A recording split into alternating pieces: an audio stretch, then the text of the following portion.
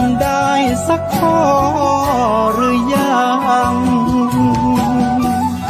มีศีลสุขล้ำมีธรรมสุขใจ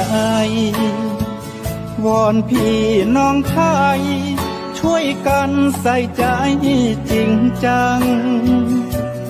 ยุคสมัยสื่อออนไลน์ทั้งโทรโจมตีใจเราทุกทางมีศีลมีธรรมเคียงข้างชีวิตพบทางสุขใจ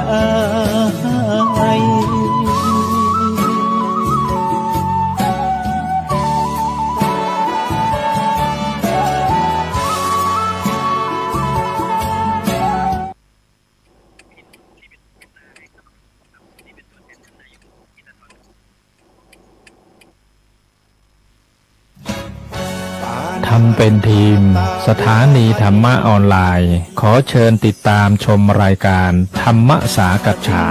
สนทนาธรรมตามการคุยทุกเรื่องทุกประเด็นเติมธรรมะให้หัวใจเติมอาหารใจเติมพลังใจให้ตนเองพลังใจให้ตนเองเป็นประจำทุกวันเวลา 20 นาฬิกาเป็นต้นไปโปรดกดปุ่มติดตามและกด Subscribe เมื่อทำเป็นทีมมาเราจะได้พบกันเพื่อรับฟังสารธรรมข้อคิดดีๆมากมายรับบุญง่ายๆด้วยการกดแชร์เผยแพร่เป็นธรรมทานสัพพะทานังธรรมทานังชินาติการให้ธรรมะย่อมชนะการให้ทั้งปวง1 แชร์ 1 บุญมีค่าเท่ากับเผยแผ่ธรรมะให้กว้างไกลแชร์ไปมากยิ่งได้บุญมากเป็นการเปิดโอกาสให้คนได้รับฟังธรรมพบปัญญามีความสุขพ้นจากทุกข์ด้วยการฟังธรรมะมาทวงคำมันหมู่บ้านศีลห้าคือเป็นพันธะศีลธรรมนำสุขทุกสมัยเราเป็นไทยเพราะมีธรรมประจำชาติหากไร้ศีลสิ้นธรรมต่ำอำนาจประเทศชาติจะอยู่ได้อย่างไรกันขอกราบธรรมสวัสดีกับบรรดาท่านผู้ฟังแล้วก็ท่านผู้ชมทุกท่านที่กำลังติดตามรายการสังฆพัฒนาเพื่อประชาชนบทบาทพระสงฆ์ในยุค New Normal ทางช่องธรรมะเป็นทีมทีวีออนไลน์ทาง Facebook ทาง YouTube และสถานีวิทยุเครือข่ายคลื่นสีขาวชาวประชา8จังหวัดภาคเหนือ FM 104.50 เมกะเฮิรตซ์วัดหินจังหวัดเชียงใหม่ Facebook พระครูโสพลปริยัติ Facebook สหายธรรมหลวงปู่เขียววัดพุทธภาวนาเวสเตอร์โรดจากประเทศสวีเดน Facebook ท่านอาจารย์พระครูอภิวัฒนวิกรมรองเจ้าคณะอำเภอดอยหล่อวัดปากทางเจริญ Facebook IDTO ทำเป็นทีมสากล YouTube วัดหลวงจอมคำเขมรัตน์นครเชียงตุงแล้วก็ YouTube IDTO ทำเป็นทีมสากลพร้อมทั้งภาคีเครือข่ายทุกช่องทางซึ่งในค่ำคืนนี้ก็เป็นคืนวันศุกร์ที่15เดือนสิงหาคมปีพุทธศักราช2568กล่าวกับผมอัตมาภาพพระครูโสพลปริยัติเลขานุการคณะกรรมการโครงการหมู่บ้านรักษาศีล5หนเหนือก็ได้นำรายการสังฆพัฒนาเพื่อประชาชนบทบาทพระสงฆ์ในยุค New Normal ในตอนหมู่บ้านรักษาศีล5ต้นแบบมาพบกับบรรดาท่านผู้ฟังท่านผู้ชมเพราะว่าในช่วงนี้ทางคณะกรรมการโครงการหมู่บ้านรักษาศีล5หนเหนือโดยการนำของพระเดชพระคุณหลวงพ่อพระเทพรัตนนายกประธานคณะกรรมการขับเคลื่อนโครงการหมู่บ้านรักษาศีล5หนเหนือพระเดชพระคุณหลวงพ่อพระเทพสิงหวราจารย์ดร.ท่านอาจารย์เจ้าคุณพระศรีศิลปาจารย์ดร.รองประธานคณะกรรมการพร้อมทั้งคณะกรรมการโครงการหมู่บ้านรักษาศีล5หนเหนือก็ได้ลงพื้นที่ตรวจเยี่ยมแล้วก็ติดตามการดำเนินงานโครงการสร้างความปรองดองสมานฉันท์ โดยใช้หลักธรรมทางพระพุทธศาสนาหมู่บ้านรักษาศีล5หนเหนือนะตามแผนยุทธศาสตร์ชาติ20 ปีซึ่งตอนนี้ก็ได้เดินทางไปตรวจเยี่ยมก็เป็น10 จังหวัดนะตั้งแต่จังหวัดอุตรดิตถ์พิษณุโลกตากสุโขทัยแพร่น่านนิยมจังหวัดพะเยาเชียงรายลำปางแล้วก็ลำพูนได้9 จังหวัดนะตอนนี้นะซึ่งหลังจากที่ตรวจเยี่ยมหมู่บ้านรักษาศีล5ต้นแบบเรียบร้อยแล้วเราก็จะได้เชิญนิมนต์นะเจริญพรคณะกรรมการขับเคลื่อนโครงการหมู่บ้านรักษาศีล5ต้นแบบนั้นนอกจากที่จะได้มีคณะกรรมการตรวจเยี่ยมแล้วก็จะเชิญผู้เกี่ยวข้องภาคีเครือข่ายต่างๆมาที่รายการสังฆพัฒนาเพื่อประชาชนนะหมู่บ้านรักษาศีล5ต้นแบบของเราทางช่องธรรมะเป็นทีมทีวีออนไลน์มาคุยสนทนากันว่าหมู่บ้านรักษาศีล5ต้นแบบเนี่ยมีการบริหารการจัดการอย่างไรมีภาคีเครือข่ายมีฝ่ายที่สนับสนุนกว่าจะมาเป็นหมู่บ้านรักษาศีล5ต้นแบบเนี่ยมีใครบ้างที่เป็นผู้ที่ได้ช่วยเราเป็นเครือข่ายของเรานะซึ่งเดี๋ยวสักครู่เราก็จะมาคุยกันซึ่งวันนี้ก็เช่นเดียวกันนะก็อย่างอาทิตย์ก่อนนั้นเราก็ได้รับความร่วมไม้ร่วมมือนะจากหมู่บ้านรักษาศีล5ต้นแบบที่บ้านสถานอำเภอภูซางจังหวัดพะเยานะก็มาคุยกันกับวิถีชีวิตของพี่น้องไต่ลื้อนะที่มีความเลื่อมใสในทางพุทธศาสนาแล้วก็มีทั้งศิลปะวัฒนธรรมอะไรต่างๆนะที่มีของดีอยู่ที่พี่น้องไต่ลื้อนะฉะนั้นเราก็พยายามที่จะให้หมู่บ้านรักษาศีล5ต้นแบบของแต่ละจังหวัดเนี่ยได้มาคุยกันนะว่าเรามีอะไรมีของดีอะไรที่จะมาอวดนะแต่เราไม่ได้มาอวดดีแต่เรามีดีมาอวดนะก็ในค่ำคืนวันนี้นะเราก็จะได้มีการสนทนากันนะฉะนั้นบรรดาท่านผู้ฟังท่านผู้ชมก็สามารถนะที่จะกดติดตามกดไลค์กดแชร์เพื่อเป็นธรรมทานยิ่งแชร์มากก็ได้บุญมากและตอนนี้ก็ได้ส่งลิงก์ YouTube ไปตามไลน์ต่างๆนะก็สามารถที่จะแชร์ไปที่ไลน์ภาคีเครือข่ายของเราได้นะเพราะว่าเราต้องการให้ทั่วโลกได้รู้จักว่าประเทศไทยเราเนี่ยมีของดีมาอวดโดยเฉพาะหลักธรรมในทางพุทธศาสนานะโครงการสร้างความปรองดองสมานฉันท์นะในทางพุทธศาสนาหมู่บ้านรักษาศีล5ของเราฉะนั้นอันดับแรกนี้เราก็จะไปพบกับผู้ร่วมรายการท่านแรกไปที่เจ้าอาวาสก็แล้วกันไปที่ท่านพระอาจารย์ประหลัดทิชานนท์รัตนญาโนเจ้าอาวาสวัดเวียงมงคลพนารามตำบลบ้านโป่งอำเภอเวียงป่าเป้าจังหวัดเชียงรายนมัสการครับท่านอาจารย์ประหลัดครับผมครับกราบนมัสการครับหลวงพ่อครูปริยะโสพลปริยัตินะครับเลขานุการกรรมการหมู่บ้านรักษาศีล5หนเหนือนะครับครับผมพระประหลัดทิชานนท์รัตนญาโนครับเจ้าอาวาสวัดเวียงมูลครับครับสาธุครับไปที่ท่านที่2ก็แล้วกันไปที่ไหนไปที่ท่านอบจ.องค์การบริหารส่วนจังหวัดเชียงรายไปที่ท่านจิราวุฒิแก้วเขื่อนรองนายกองค์การบริหารส่วนจังหวัดเชียงรายซึ่งวันนี้เป็นตัวแทนท่านนายกเจริญพรท่านรองครับกราบนมัสการครับพระครูโสพลพระปริยัติแล้วก็พระประหลัดทิชานนท์นะครับเจ้าวาดวัดเวียงมงคลพนารามนะครับแล้วก็พี่น้องประชาชนในที่มารับชมในวันนี้ครับผมรองนายกอบจ.เชียงรายวันนี้ขออนุญาตเป็นตัวแทนท่านนายกนพอาทิตย์ธรวันชัยท่านวงศ์นายกอบจ.เชียงรายครับผมครับสาธุต่อไปที่ท่านที่3เลยตอนนี้ก็เดินทางบอกว่าใกล้จะถึงบ้านแล้วไปที่พ่อหลวงขุนนรงค์บรรจงการผู้ใหญ่บ้านสันหมู่ที่3ตำบลบ้านโป่งอำเภอเวียงป่าเป้าจังหวัดเชียงรายเจริญพรท่านพ่อหลวงแบงค์ครับกราบนมัสการครับอาจารย์โสพลรัตนญาโนครับลวดเลยผสมผสานกันครับใกล้จะถึงบ้านหรือยังเนี่ยใกล้แล้วครับอาจารย์ครับโอเคเดินทางต่อเดี๋ยวตอนนี้เราก็จะสนทนานี่ก่อนนะให้ถึงบ้านแล้วก็จะได้เพราะว่า พ่อหลวงก็คือหัวใจหลักหัวใจหลักที่จะต้องคุยกันยาวหน่อยก็จะคุยกันยาวหน่อยฉะนั้นก็บรรดาท่านผู้ฟังท่านผู้ชมนะเดี๋ยวให้พ่อหลวงแบงค์เข้าบ้านก่อนแล้วก็ไปตั้งโต๊ะตอนนี้เราจะคุยกับไปทางที่เจ้าอาวาสก่อนโดยเฉพาะเพราะว่าไอ้ท่านอาจารย์ประหลัดทิชานนท์รัตนยาโนซึ่งถือว่าเป็นผู้ที่อยู่เป็นเครือข่ายที่สนับสนุนหมู่บ้านรักษาศีล5บ้านสัน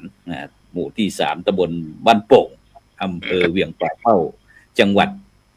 เชียงรายนะครับเดี๋ยวก่อนคุณากรหานศึกเข้ามาแล้วใครเอ่ยคุณากร อาจารย์ครับเป็นยังไงบ้างหายเหนื่อยหรือยังไปจัดงานตรวจเยี่ยมโครงการหมู่บ้านรักษาศีล5ที่วัดเวียงมนมงคลพระนารามของเราเป็นยังไงบ้างหายเหนื่อยหรือยังหายเหนื่อยแล้วครับอาจารย์ครับหายเหนื่อยมาเป็น2 เดือนนะครับเตรียมงานเตรียมอะไรหลายๆอย่างนะครับในวัดและสถานที่ในหมู่บ้านครับเป็นตัวแทนของอำเภอเวียงป่าเป้าและตัวแทนจังหวัดเชียงรายครับครั้งนี้เนาะเป็นตัวเลือกอำเภอเวียงป่าเป้าครับใช่ผมก็บอกคณะสงฆ์ว่าให้ทำที่ดีที่สุดครับที่ทำได้เนาะครับเป็นวัดเล็กๆนะครับอยู่บนดอยนะครับอาจารย์ก็มีพื้นที่45 ไร่ครับวัดเนาะครับพูดถึงเวียงป่าเป้านะครับถือว่าเป็นอำเภอที่มีอะไรหลายสิ่งหลายอย่างครับไม่ว่าจะเป็นเรื่องการท่องเที่ยวเรื่องศิลปะวัฒนธรรมเพราะว่ามีเอกลักษณ์อัตลักษณ์ครับซึ่ง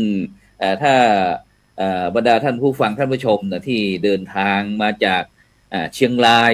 จากเชียงรายจากแม่สายก็แล้วเหนือที่สุดก็แล้วกัน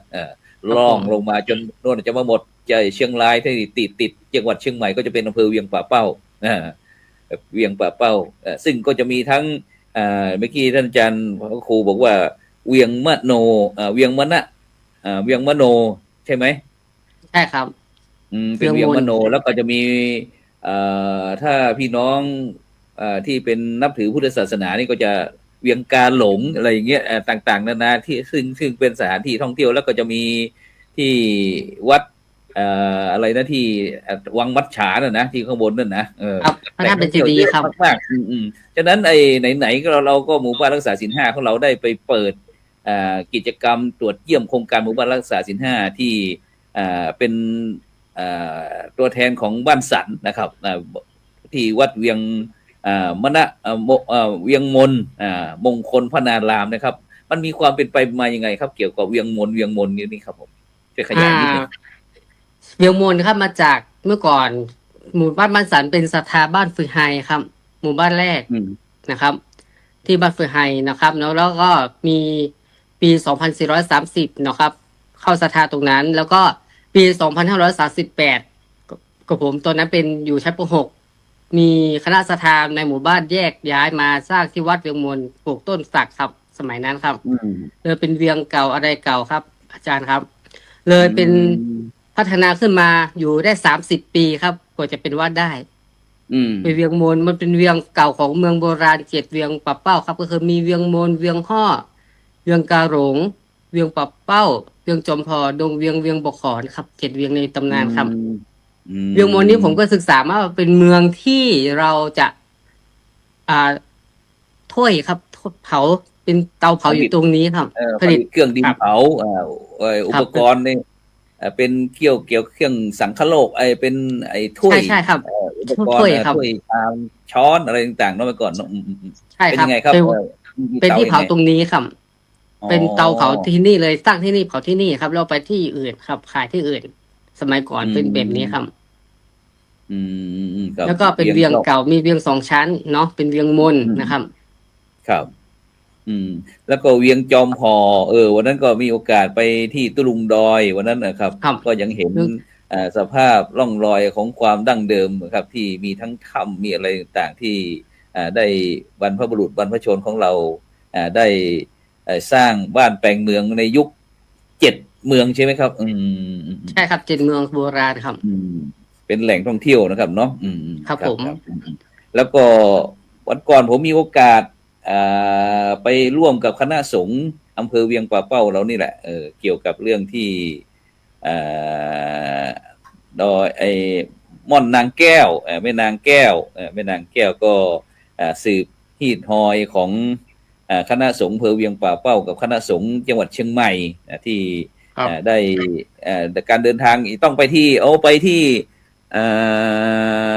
คุณโยมประกิตกัลยาณกุลปราชญ์ชาวบ้านสักนิดหนึ่งนี่ถือว่าเพราะว่าเป็นศิษย์ของหลวงพ่อมหาทรัพย์ครับเจริญพรนะได้รับตัวหน่อยครับนมัสการครับครับผมฮัลโหลเสียงออกก็ครับชัดเจนได้ยินชัดเจนปรับกล้องเป็นแนวนอนหน่อยได้ไหมกล้องเป็นแนวนอนหน่อยได้ไหมเดี๋ยวครับคุยได้เลยคุยฟังหน่อยเห็นว่าเพราะว่าเวียงป่าเป้านี่ก็ถือว่าเป็นพระมหาเถระที่มีคุณประโยชน์ไม่เป็นไรปล่อยงั้นก็ได้ประกิตปล่อยงั้นก็ได้ไม่เป็นไรคุยให้ฟังหน่อยคุยให้หลวงพ่อเจ้าคุณทรัพย์ให้ฟังหน่อยที่วัดป่างิ้วนี่ศิษย์วัดเก่าวัดป่างิ้วท่านรองครับนมัสการท่านพระครูโสพลปริยัติท่านเจริญพรจิราวุฒิแก้วเขื่อนรองนายกอบจ.เชียงรายครับนมัสการท่านพระประหลัดพี่ชานนท์เจ้าวาดวัดเวียงมนต์มงคลธนารามครับกับผมนายประกิตกัลยาณกูลอดีตนักบินเก่าครับบินนับบาทศิษย์เก่าวัดป่างิ้วนึกว่าไปขับ F16 หรือว่ากิฟเฟนเป็นนักบินครับบินนับบาทคุยให้ฟังหน่อยพระมหาเถระผู้คุณสร้างคุณประโยชน์ต่ออำเภอเวียงป่าเป้าของเราหลวงพ่อเจ้าคุณทรัพย์เป็นยังไงบ้างเป็นพระคุณเรียนมาก่อนท่านอาจารย์เจ้าคุณพระมหาทรัพย์นรินทร์โทหรือว่าพระสุนทรปริยัติวิกรมครับหลวงพ่อท่านได้มาอยู่มาหลวงพ่อเริ่มจากนี้ครับเมื่อก่อนเนี่ยอำเภอเวียงป่าเป้าเนี่ยไม่ได้มีสถานที่จะต้องศึกษานักธรรมบาลีที่โดดเด่นทางหลวงพ่อพระครูพิสารนครกิจเจ้าคณะอำเภอเวียงป่าเป้าแล้วก็ทางพระมหาเถระในอำเภอเวียงป่าเป้าไปนิมนต์ท่านหลวงพ่อพระมหาทรัพย์จากวัดพระพุทธบาทตากผ้าให้มาเป็นครูสอนพระปริยัติธรรมที่วัดป่างิ้วตั้งแต่ปี 2522 ครับยาวมาแล้วก็มีลูกศิษย์ลูกหานะครับที่ร่ำเรียนอย่างตัวกับผมเองหลังจากที่จบเรียนที่ป่างิ้วครับได้ไปเรียนธรรม4 ประโยคก็มีโอกาสได้เข้าไปศึกษาต่อที่มหาวิทยาลัยมหาจุฬาลงกรณราชวิทยาลัยที่มหาวิทยาลัยแม่เขาเรียกมหาวิทยาลัยแม่นะครับส่วนกลางที่กรุงเทพครับที่ไปครับก็ไปจำพรรษาอยู่ที่วัดประยุรวงศาวาสวรวิหารเชิงสะพานพุทธครับวัดต้นแบบนักเทศเลยนะวัดประยุรครับซึ่งในศิษย์เก่าป่างิ้วจะมีท่านอาจารย์มหาไพบูลย์อาจารย์มหาไพบูลย์ที่เรียนธรรม9 ประโยคศิษย์หลวงพ่อทรัพย์เช่นเดียวกันจะมีศิษย์หลวงพ่อทรัพย์นี่แต่ตอนนี้แกทำงานอยู่ที่กระทรวงวัฒนธรรมเป็นผู้อำนวยการอะไรสักฝ่ายนึงแหละแต่เราจำไม่ได้ละเอาพ่อหลวงมาแล้วเจริญพรพ่อหลวงครับสวัสดีครับอาจารย์ครับสาธุสาธุสวัสดีครับอาจารย์ด้วยนะครับสวัสดีครับท่านรองนายกจิรวุฒิแก้วเขื่อนนะครับท่านเจ้าวาดวัดเวียงมนต์นะครับพระประหลัดที่ชานนท์ด้วยนะครับทั้ง3 ท่านนะครับสาธุสาธุพ่อหลวงเมื่อกี้เราคุยค่าเวลารอพ่อหลวง ตอนนี้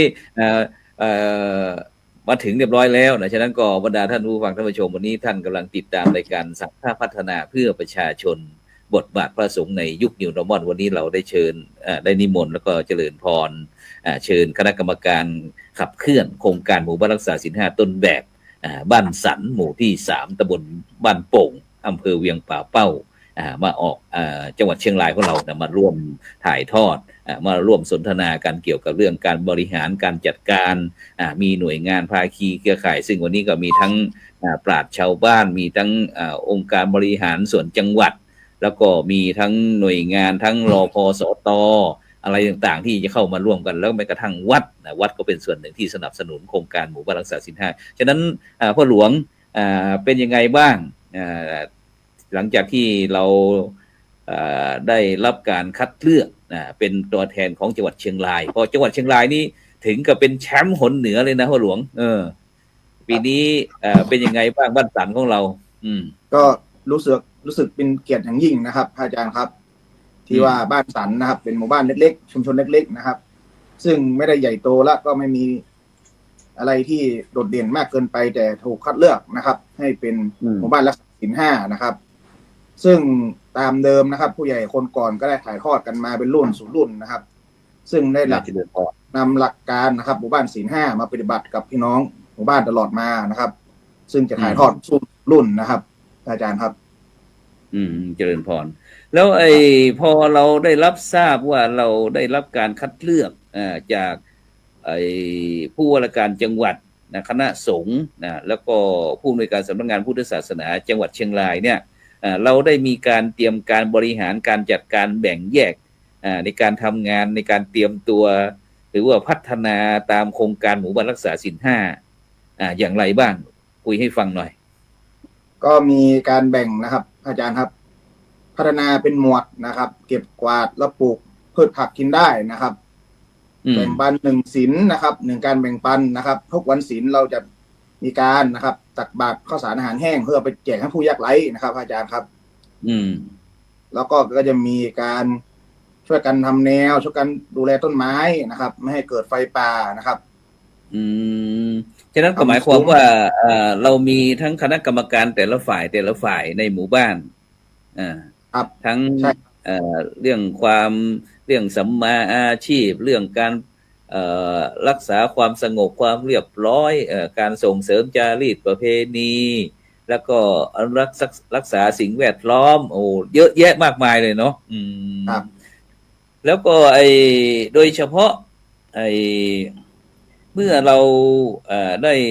ได้ทราบแล้วทีนี้โดยเฉพาะพ่อหลวงก็เป็นชมรมกำนันผู้ใหญ่บ้านนะชมรมกำนันผู้ใหญ่บ้านเนี่ยเขาทั้งตำบลทั้งอำเภออะไรต่างๆนี่เขาได้มีส่วนร่วมวัดวาอารามต่างๆนี่ได้มีส่วนร่วมเข้ามาสนับสนุนบ้านสันเราบ้างไหมมีครับมีทางชมรมนะครับแล้วก็ทางอบจ.นะครับ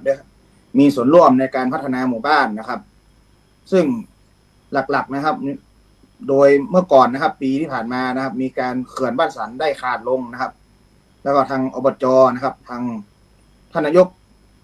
นพนะครับอาทิตย์ธรวันไทยธนวงศ์นะครับแล้วก็ท่านรองจิรวุฒิแก้วเขื่อนเราก็ได้ดำเนินการนะครับ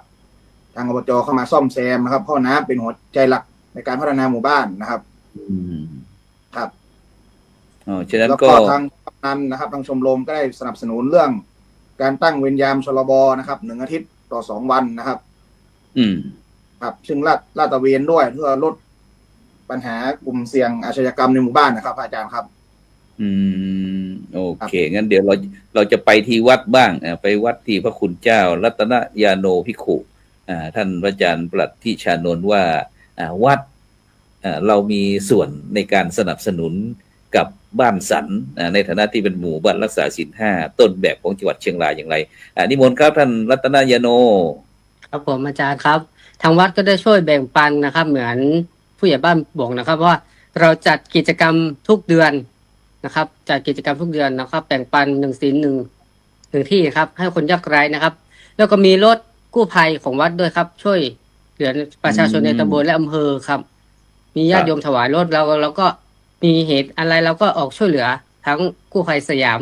กู้ภัยสว่างครับร่วมกับวัดครับร่วมกับประชาชนดูแลญาติโยมในบ้านครับที่ผู้ติดเตียงนะครับผมทำทุกปีครับบวชภาคฤดูร้อนครับโครงการครับเอาแนวจากตำบลแม่ภูคาที่ผมเคยอยู่นะครับอาจารย์เนาะอยู่กับพระครูประภัสสรนิรันดร์เจ้าคณะตำบลเจ้าวาดเก่าครับก็เอาแนวตัวนี้มาพัฒนาในชุมชนในหมู่บ้านครับครับไปอบรมคุณธรรมศีลธรรมในโรงเรียนบ้านสันครับ ครับ แล้ว ผ โร ม งเรียนใหญ่ด้วยวปคครับอยู่ปเป้าวิทยาคมครับ สา ทุ ธุ กเครือ สา ข่าย ธุ ทุก ครับ ภาคีครับ แล้วก็กศ ครับ นด้วยครับ ให้ความรู้เกี่ยวกับนักศึกษานะครับสกรอยู่ปเป้าครับของตำบลด้วยครับ ครับ ฉะนั้นอย่างบ้านสันครับทีนี้คณะศรัทธาญาติโยมนะครับได้เห็นว่าตรงที่วัดเวียงมงคลพนารามของเราเนี่ยได้มีถือว่าเป็นสำนักปฏิบัติธรรมนะครับของจังหวัดพี่น้องบ้านสันได้มีการเข้าไปทำกิจกรรมอย่างไรบ้างครับที่วัดเวียงมนของเรา ก็ทุกศีลครับจะมาปฏิบัติธรรมสวดมนต์ไหว้พระเนาะทำบุญตักบาตรตอนเช้าตอนเย็นก็มาปฏิบัติธรรมเจริญจิตเมตตาภาวนาเดินจงกรมรอบพระธาตุครับเดินจงกรมรอบพระธาตุแล้วก็สะพานบุญนะครับ จุดอีกที่หนึ่งของวัดครับสะพานบุญลอยฟ้าครับ ก็เดินจงกรมบิณฑบาตตรงนั้นครับ ทุกวันศีลตอนก่อนจะกลับบ้านครับนั่นก็คือปฏิบัติธรรมก็มีองค์กรข้างนอกมีโรงเรียนนุชนาถอนุสรณ์โรงเรียนบ้านโป่งก็มาร่วมโรงเรียนบ้านสารครับ มาปฏิบัติธรรมวันพรุ่งนี้ก็จัดกิจกรรมคณะครูโรงเรียนนุชนาถอนุสรณ์ครับมาปฏิบัติธรรมตรงนี้นะครับ ทั้งวันทำภาคีเครือข่ายของเรามาร่วมด้วยครับ ครับฉะนั้นก็ในขณะนี้บรรดาท่านผู้ฟังท่านผู้ชมก็กำลังติดตามรายการสังฆพัฒนาเพื่อประชาชนบทบาทพระสงฆ์ในยุคนิวนอร์มอนวันนี้เราได้คุยกับหมู่บ้านรักษาศีล 5ต้นแบบบ้านสันหมู่ที่3ตำบลบ้านโป่งอำเภอเวียงป่าเป้าจังหวัดเชียงรายซึ่งได้ผ่านการตรวจเยี่ยมที่คณะกรรมการได้ลงไปประเมินฉะนั้นเราก็จะเอามาคุยกันอีกทีเพื่อที่จะได้ขยายวิธีการวิธีทำวิธีคิดของพี่น้องหมู่บ้านสันเนี่ยเป็นอย่างไรเพื่อที่บรรดาท่านผู้ฟังท่านผู้ชมหรือว่าหมู่บ้านรักษาศีล 5ต่างๆที่อยากจะเข้าร่วมเนี่ยเขาทำอย่างไรอย่างนี้เป็นต้นฉะนั้นเราจะไปที่ปราชญ์ภูมิปัญญาท้องถิ่นไปที่คุณโยมประกิตกัลยาณกุลถือว่าเป็นอดีตทั้งเป็นนักบินอดีตทั้งเป็นพ่อหลวงอะไรต่างๆเนี่ยก็น่าจะมีอะไรหลายสิ่งหลายอย่างที่อยากจะคุยในนามของพี่น้องบ้านสันเจริญพรท่านลุงหนานอดีตนักบินเป็นยังไงบ้างหลังจากที่อดีตเราก็เคยเป็นผู้นำชุมชนเป็นทั้งผู้ใหญ่บ้านแล้วก็เป็นทั้งอดีตนักบินก็คือเป็นพระมหาปเรียนของหมู่บ้านเราเห็นอะไรของดีๆในหมู่บ้านบ้างลุงหนานในสิ่งที่มองเห็นในหมู่บ้านนะครับบ้านสันนี่จะเป็นเรียกว่าชาวบ้านที่มีจิตใจโอบอ้อมอารีมีเมตตามีความรักต่อกันและกันครับซึ่งตั้งแต่กับผมปี2547เข้ามาดำรงตำแหน่งผู้ใหญ่บ้านนะครับก็ตอนนั้นศึกออกมาใหม่ก็กำลังมีไฟ ก็เลยบอกว่าอยากจะนำหลักธรรมของทางพระพุทธศาสนาเนี่ยมาปรับใช้ประยุกต์ใช้กับพี่น้องชาวบ้านซึ่งเดิมทีพี่น้องชาวบ้านก็เป็นคนดีมีศีลธรรมกันอยู่แล้วแต่เราจะทำอย่างไรให้ดีขึ้นไปนะครับก็เลยเหมือนที่ผมเรียนมันก่อนว่าหนึ่งแนะนำก่อนนะครับในหมู่บ้านเนี่ยก็จะมีสวนดอกไม้คือสวนดอกกุหลาบที่เริ่มพัฒนากันขึ้นมาจนปัจจุบันเนี่ยมีการพัฒนาที่ว่าขายทางออนไลน์เนี่ยสามารถทำเป็นอาชีพได้เนาะครับแล้วก็อย่างที่เมื่อกี้ผู้ใหญ่บ้านบอกว่าทางอบจ.ครับที่นำเรียนไปว่าอ่างเก็บน้ำห้วยน้ำนาของบ้านสันหมู่ที่3เนี่ยมีเนื้อที่อยู่ประมาณ50 ไร่แล้วก็น้ำเนี่ยจะรับน้ำจากห้วยน้ำนามาก็จะมีการที่ประมงนะครับของอำเภอจังหวัดร่วมกันแล้วก็เอาปลามาปล่อยเพื่อที่จะให้ขยายพันธุ์ทางร่องน้ำสาธารณะนะครับเพื่อที่จะพี่น้องชาวบ้านขยายไปแล้วพี่น้องชาวบ้านเราก็ต้องกินนะครับหาปลากินกันแต่ว่าจะเว้นไว้ส่วนหนึ่งว่าตรงเนี้ยขอเป็นเขตอภัยทานนะไม่ให้ใครเข้ามายุ่งเกี่ยวซึ่งเมื่อปีที่ผ่านมาอ่างเก็บน้ำห้วยน้ำนาที่พ่อหลวงเรียนไปเมื่อกี้ครับผู้ใหญ่บ้านเรียนไปว่าเกิดการชำรุดแล้วก็ไม่สามารถเก็บกักน้ำได้ก็เลยขอความร่วมมือนะครับขอความอนุเคราะห์ไปทาง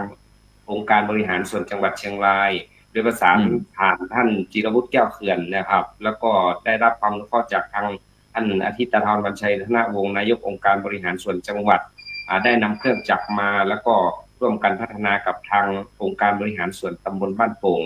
เพื่อที่จะให้อ่างเก็บน้ำเนี่ยกักเก็บน้ำไว้ให้พี่น้องชาวบ้านทำกิจกรรมทางการเกษตรได้แล้วก็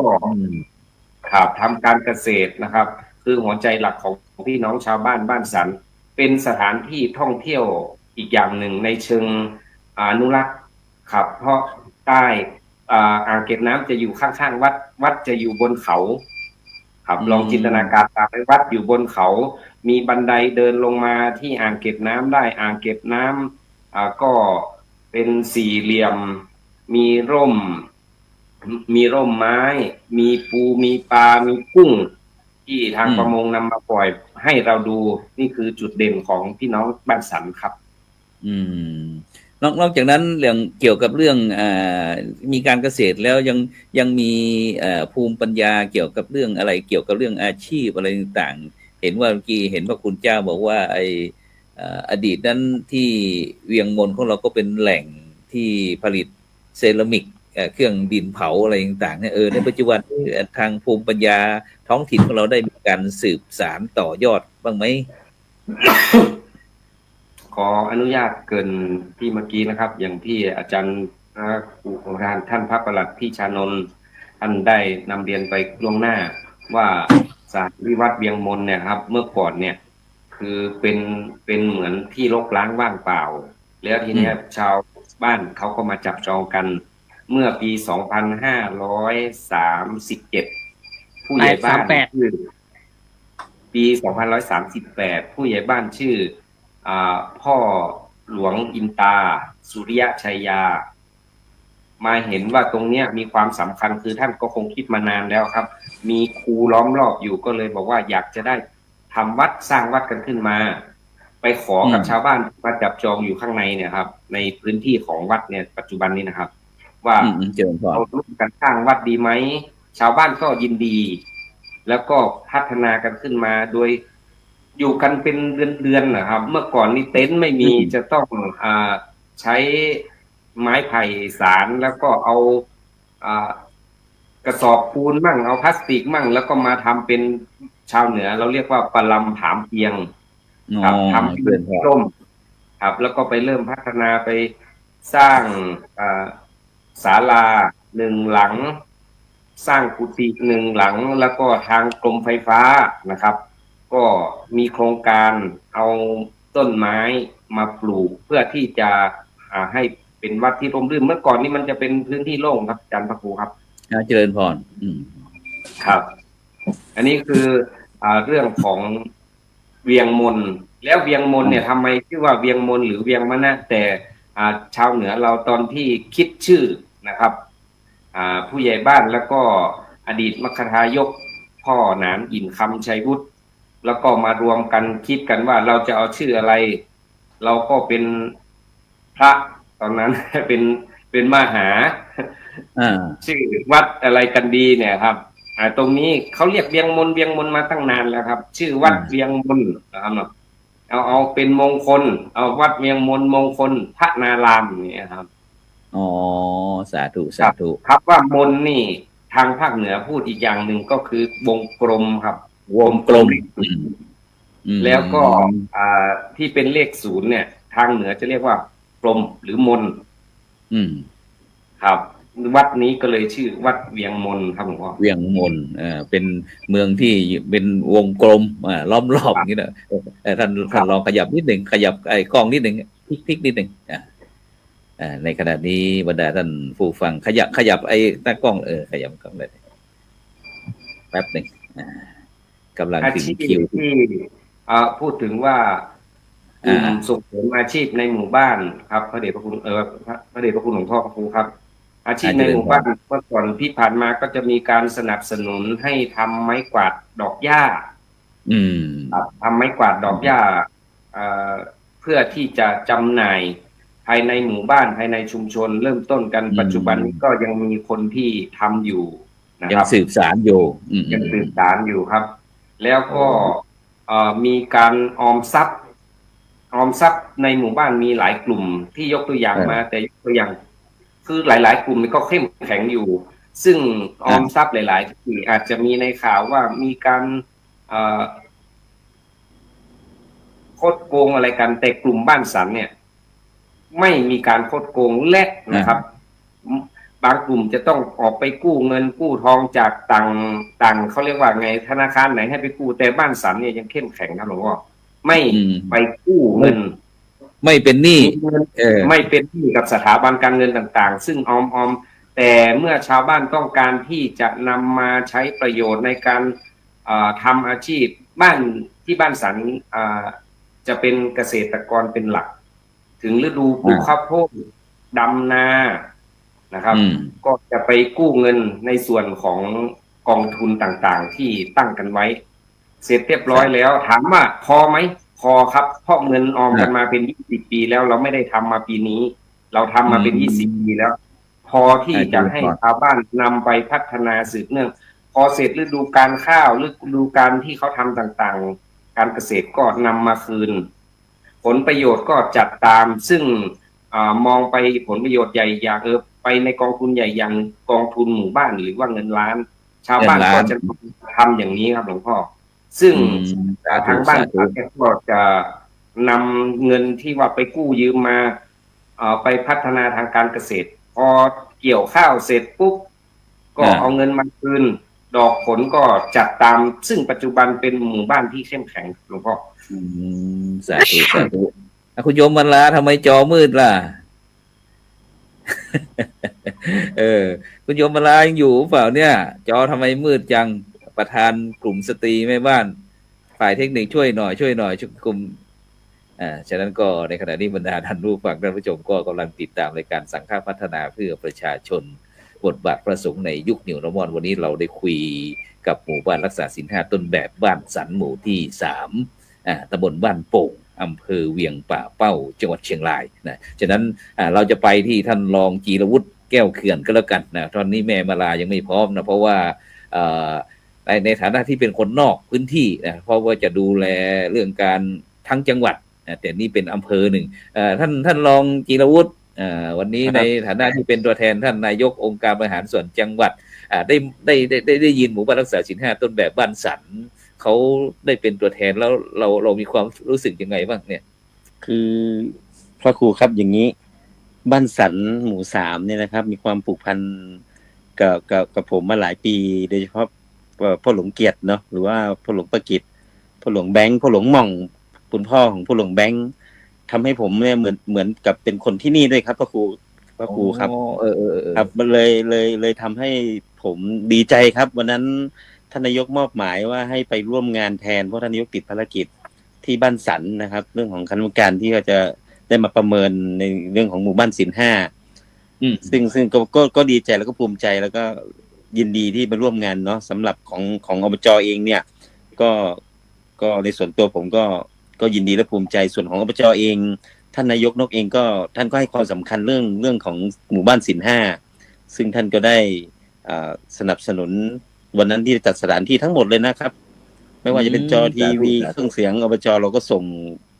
คณะของกองเข้ามาเลยใช่ครับใช่โชคดีส่วนเรื่องของภาพรวมภาพใหญ่ของจังหวัดซึ่งการที่จะเป็นหมู่บ้านศีล 5ได้เนี่ยผมเชื่อว่ามีอย่างหนึ่งครับพระครูครับแล้วก็ผู้ร่วมรายการแล้วก็พี่น้องที่ดูรายการอยู่ก็คืองบประมาณในการสนับสนุนไม่ว่าจะเป็นเรื่องของวัตถุสถานไม่ว่าจะเป็นเรื่องของธรรมสถานซึ่งถ้าเราสนับสนุนตรงนี้ได้เนี่ยมันก็จะทำให้ส่งเสริมให้พี่น้องประชาชนแล้วคณะศรัทธาในวัดทั้งจังหวัดโดยเฉพาะบ้านสันก็จะมีกำลังใจครับพระครูครับอย่างเช่นตอนนี้เนี่ยท่านนายกได้ตั้งงบไว้ทุกปีเลยก็คืออย่างเช่นอบรมผู้ปฏิบัติงานด้านศาสนพิธีหรือมัคคารยกหรือวยวัจกรทั้งจังหวัดเลยนะครับเพื่อให้มีคำปรึกษากับพระเดชพระคุณในทุกวัดเลยว่าศาสนพิธีเนี่ยเราน่าจะให้เป็นในทิศทางเดียวกันทั้งจังหวัดในอนาคตซึ่งจะเป็นที่ยึดเหนี่ยวจิตใจของลูกหลานจะได้ไม่สับสนว่าไปหมู่บ้านนี้พิธีอีกแบบหนึ่งไปอย่างนี้พิธีแบบหนึ่งจะได้เป็นการแนวทางเดียวกันเนาะอันที่2ยังพัฒนาอย่างเช่นพัฒนาศักยภาพผู้บริหาร ครูและบุคลากรโรงเรียนพระปริยธรรมซึ่งโรงเรียนพระปริยธรรมเนี่ยจะต้องสร้างรากฐานของผู้ศึกษาให้เข้มแข็งด้วยการให้ความรู้ความเข้าใจและสั่งสอนแล้วก็สร้างพระสงฆ์ที่มีคุณภาพแล้วก็สามารถสืบต่อในการถ่ายทอดพุทธศาสนาก็คือเนนแล้วก็พระสงฆ์ที่จะต้องเข้ามาเรียนตรงนี้เอาจเราสนับสนุนทุกปีเลยครับครูครับอ๋อสาธุสาธุนอกจากแล้ววันนั้นท่านรองนายกของเราไ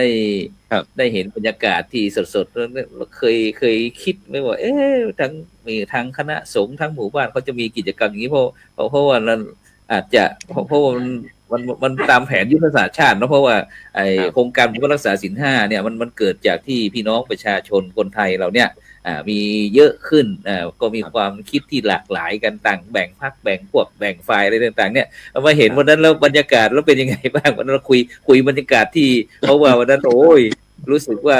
ทางคณะกรรมการเราก็ทึ่งนะทึ่งที่บ้านสัตว์ที่เวียงมนแล้วในฐานะที่เราเป็นคนนอกเนี่ยเรามองเห็นการ